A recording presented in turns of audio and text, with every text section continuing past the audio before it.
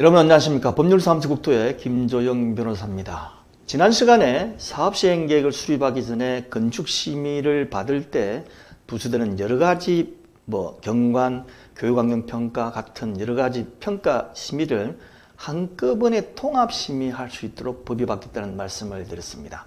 그런데 같이 2024년 1월 19일부터 사업시행계획 변경을 위한 정비계획 변경을 해야 할 경우에 사업시행계획 변경과 정비계획 변경을 한꺼번에 통합심의하도록 가능을 하도록 했습니다.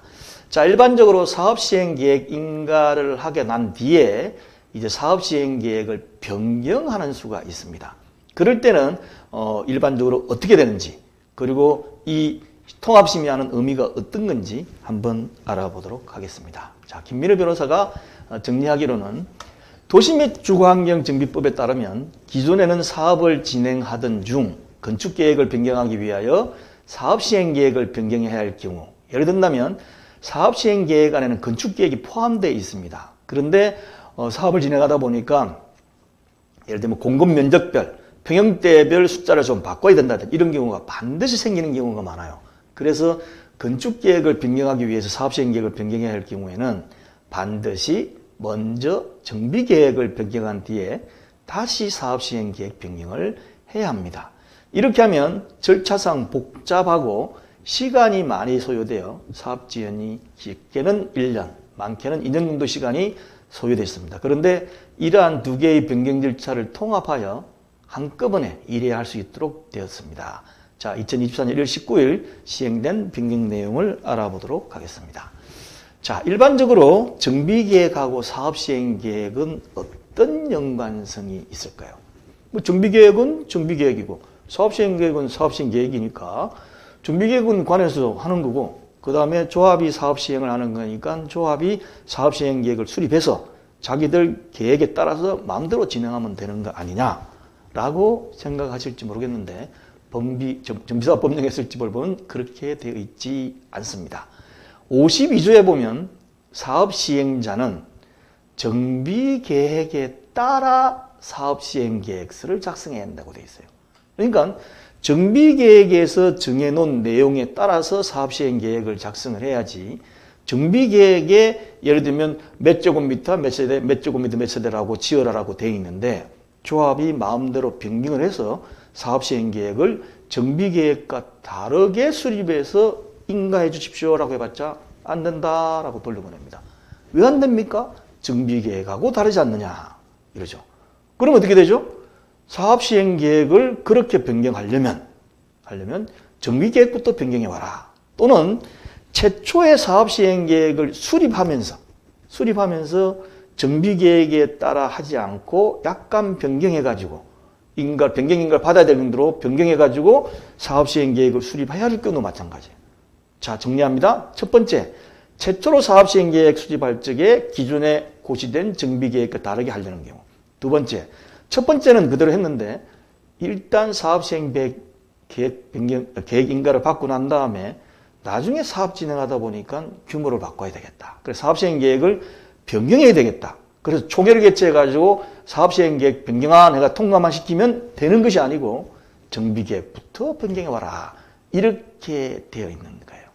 그렇게 하다 보니까 시간이 많이 걸립니다. 그거를 이번에 50조의 3 정비계획 변경 및 사업시행 인가의 심의 특례라는 것을 신설해가지고 한꺼번에 할 수 있도록 되어 있어요. 자, 그러면 두 번째로 어떻게 통합심의하는지를 보겠습니다. 법에 보면 사업시행계획 인가를 받을 때, 그 다음에 변경할 경우에도 그에 앞서 고시된 정비계획을 변경해야 될 필요성이 있을 경우에는 정비계획의 변경을 위한 지방도시계획위원회 심의를 사업시행 인가와 관련된 심의와 함께 통합하여 검토 및 심의할 수 있다라고 되어 있습니다. 그러니까 보니까 정비계획은 어디서 하죠? 도시계획위원회에서 합니다. 근데 사업시행 인가는 어디서 하죠? 주로 주무부서에서, 그리고 각 부서에 의견을 전부 다 예를 들면 한 15개 부서가 있다. 그럼 각 뿌린 다음에 거기서 의견을 다 받은 다음에 그 다음에 주무부서에서 조건등을 붙여가지고 인가를 해줘요. 그런데 도시계획위원회에서 정비계획을 변경을 해야 되니까 일단은 사업시행계획을 변경해서 정비계획을 바꿀 필요성이 있을 적에는 다시 정비계획 변경 절차를 거쳐야 됩니다. 이 정비계획을 변경하면 도시계획 심의가 생각보다 시간이 오래 걸려요. 그래서 도시계획 전문 업체한테 정비계획 변경하는데 얼마나 걸립니까? 이러면 뭐 적게는 1년 내지 1년 반, 많게는 2년 정도 걸립니다. 라고 깜짝 놀랄 만한 얘기입니다. 아니 이거 하나 고치는데 쏙 고쳐가지고 이렇게 변경하는데 그렇게 오래 걸려요? 그렇게 할 수 있는데 정비계획 변경을 구청에 먼저 보내고 그 구청에서 보낸 다음에 다시 심의한 다음에 또 서울시에 보내고 서울 같은 경우에 그러다 보니까 이게 심의가 많이 오랫동안 걸려요. 물론 지방은 빨리 걸린 데도 있겠죠. 근데 이런 식으로 오래 걸리다 보니까 이게 너무 많이 시간을 잡아먹는다. 그런데 일반적으로 사업을 진행하다 보면 여러분 아시겠지만 사업시행계획 변경총회라는 건 거의 꼭 하는 경우가 많습니다. 대부분은 그 안에 있는 정해진 평형대를 바꾸는 거예요. 평형대와 세대수를.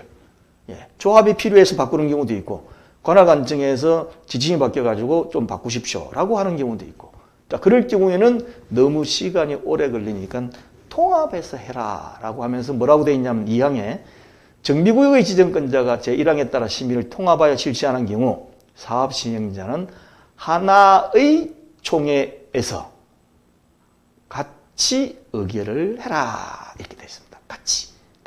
그러니까 하나의 총회를 가지고 정비계획 변경하는 거하고 다 의결을 할 수 있도록 되어 있는 거죠.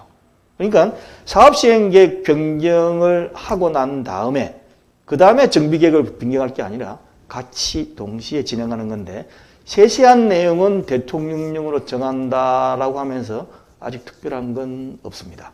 아마 통합심의하고 거의 같이 될 것 같은데 어떻게 되는지 모르겠어요.